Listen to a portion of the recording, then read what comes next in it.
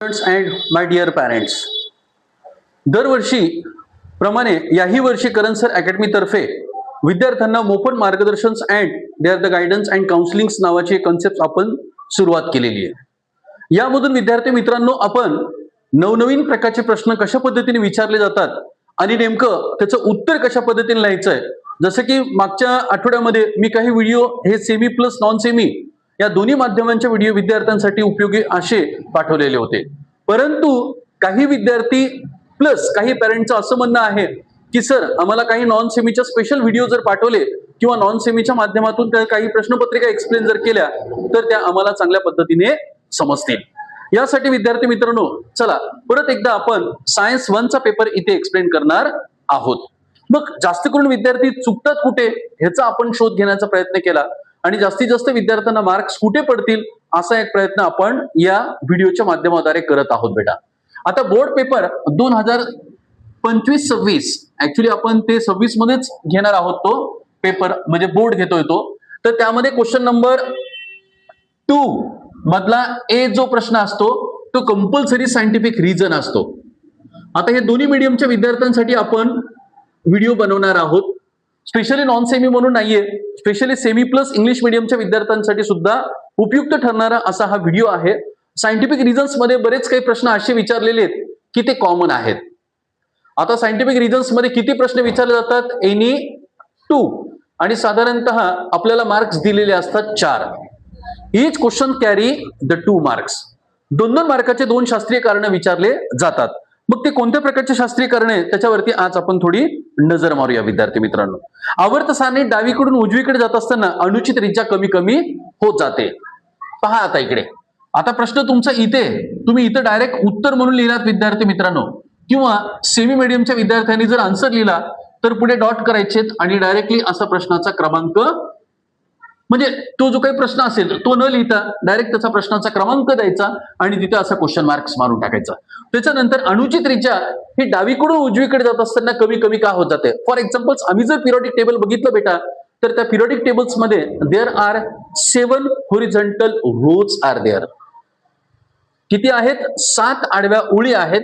त्या 7 आडव्या ओळीमध्ये जर काही एलिमेंटचा जर मी विचार केला, for example the first one elements here magnesium, the second one element here is aluminum, the next one elements here silicon, next one phosphorus, sulfur, chlorine। मग असं सांगितलं की लेफ्ट कडून आम्ही राईट कडे जेव्हा जातो तर अनुचित त्रिज्या कमी कमी का होत जाते? तर याचं बेस्ट रिझन आहे, मी तुमच्या डोळ्यासमोर आता लिहितो बेटा। एक 2 ते 3च पॉईंट शॉर्टकट मध्ये आपण इथे एक्सप्लेन करण्याचा प्रयत्न करूया। Number 1, the first one reason is there number of shell is constant. Number of shell is constant म्हणजे त्याच्या बाह्यतम कक्षामध्ये ज्या काही कक्षा आहेत त्या कॉन्स्टंट आहेत। नंबर दुसरे रिझन, मग तुम्ही त्याला वाक्यरचनेमध्ये कन्वर्ट करायचं विद्यार्थी मित्रांनो। Number of shell is constant, त्याच्या बाह्यतम कक्षेत ज्या शेल आहेत त्या कॉन्स्टंट आहे। फॉर एक्झाम्पल मॅग्नेशियम घेतलं तर त्याच्यामध्ये 2च शेल आहेत, ॲल्युमिनियम घेतलं तर त्याच्यामध्ये 2च शेल आहेत। It means that KL like that shells are there. Number of shell is there the constant. Now second one is there number of electrons, number of electrons added. त्याच्या बाह्यतम कक्षेमध्ये एक एक इलेक्ट्रॉन्स ऍड करत जातो। Next third one reason असेल त्याचं, hence outermost electrons pulled towards nucleus. म्हणजे बाह्यतम कक्षेमधला जो इलेक्ट्रॉन्स आहेत तो जास्त प्रमाणात न्यूक्लियसकडे खेचला जातो। Hence the atomic radius goes on decreasing. म्हणजे उदाहरणार्थ पहा विद्यार्थी मित्रांनो, हा पाहिला असेल तर हा प्रोटॉन्स प्लस न्यूट्रॉन्स, ही त्याची फर्स्ट ऑर्बिट, ही त्याची सेकंड ऑर्बिट्स। मग जसे जसे इलेक्ट्रॉन्स वाढत जातील तसं तसं त्या इलेक्ट्रॉन्सच्या बाह्यतम कक्षेमध्ये जे इलेक्ट्रॉन्स आहेत ते कोणाकडे ओढले चाललेत? It will be attracted or pulled toward the nucleus.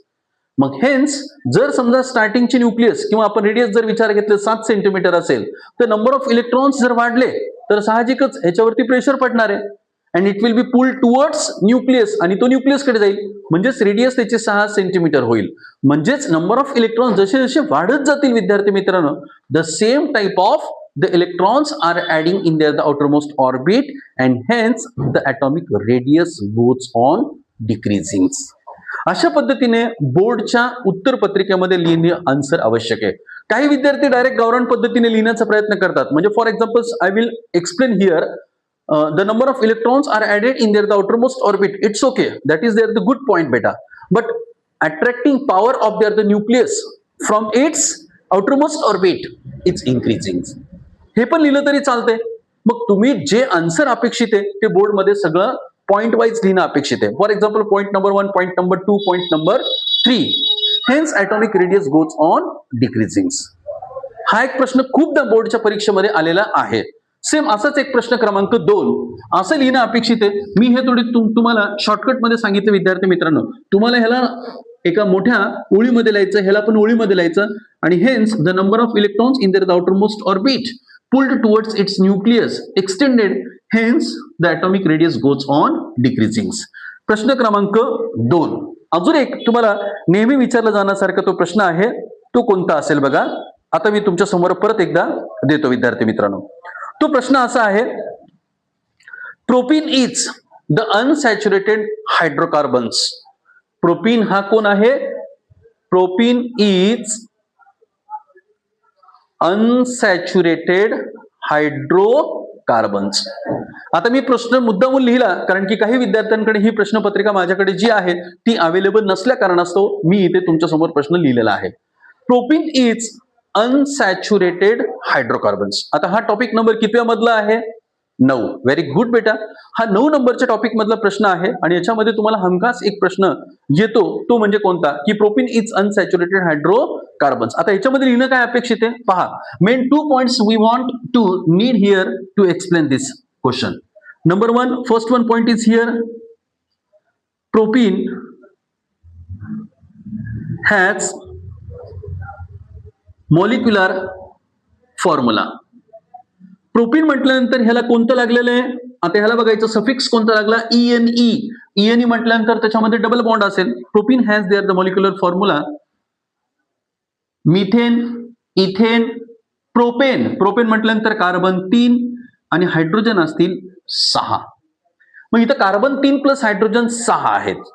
मग इथं propene has there the molecular formula C3H6. Number 2 point is there the propene in which carbon has bonding together with their the 2 bonds.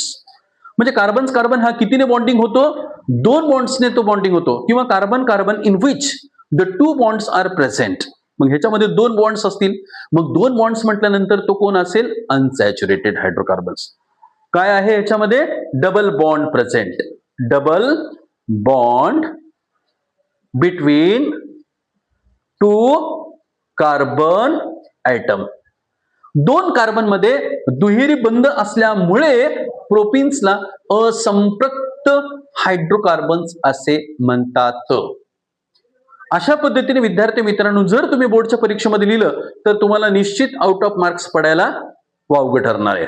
Now question number 2 बी. आता प्रश्न क्रमांक 2 मध्ये बी मध्ये आलेले प्रश्न कोणते आहेत? आता सेम ह्याच्यासारखेच आहेत. Answer the following questions any 3.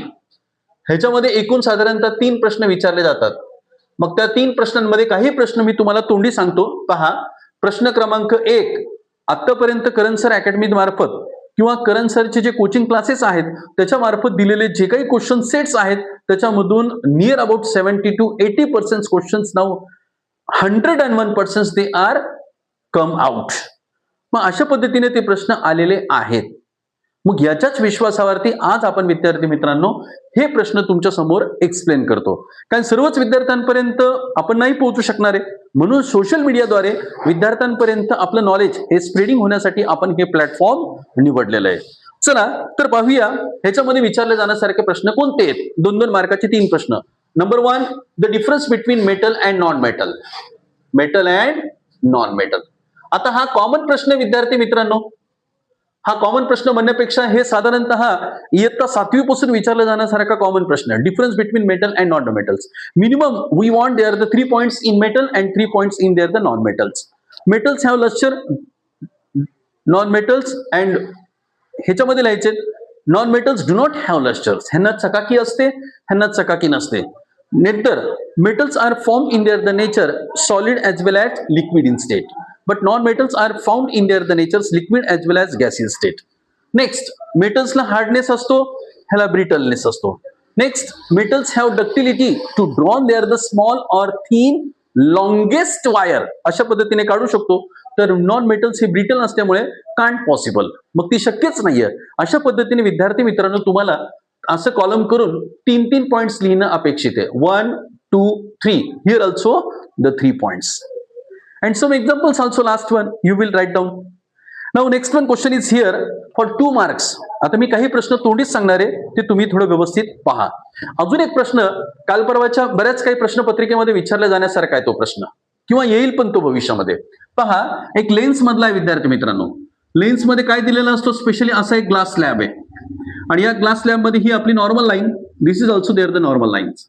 Incident ray falls on the glass slab, the refracted ray bending towards normal lines.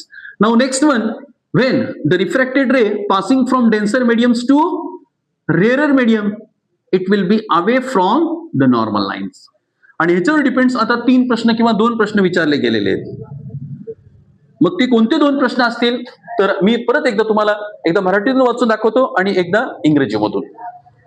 आता मराठीतून ते प्रश्न कसे विचारले जातील, दिलेली आकृती काय दर्शवते, what does the above figure indicate. Second one, write the related laws of each, त्याच्याशी निगडीत तुम्हाला काय लिहायचे, नियम लिहायचे. And finally show that angle of incidence is equals to angle of refractions. तर अशा पद्धतीने विद्यार्थी मित्रांनो बोर्ड परीक्षेमध्ये हे छोटे छोटे प्रश्न तुम्हाला विचारले जातात. निश्चितच तुम्हाला या व्हिडिओमधून मी जे काही प्रश्न तुम्हाला सांगण्याचा प्रयत्न करतोय विद्यार्थी मित्रांनो, त्याला निश्चित तुम्ही फॉलो करा आणि त्या प्रश्नांचा सराव तुम्ही घरी करावा, अशी माझी या करण सर अकॅडमी मार्फत इच्छा आहे. निश्चित तुम्हाला हा जर व्हिडिओ आवडला असेल तर निश्चित बाकीच्या प्रश्नांचा सराव आपण पुढच्या व्हिडिओमध्ये घेणार आहोत.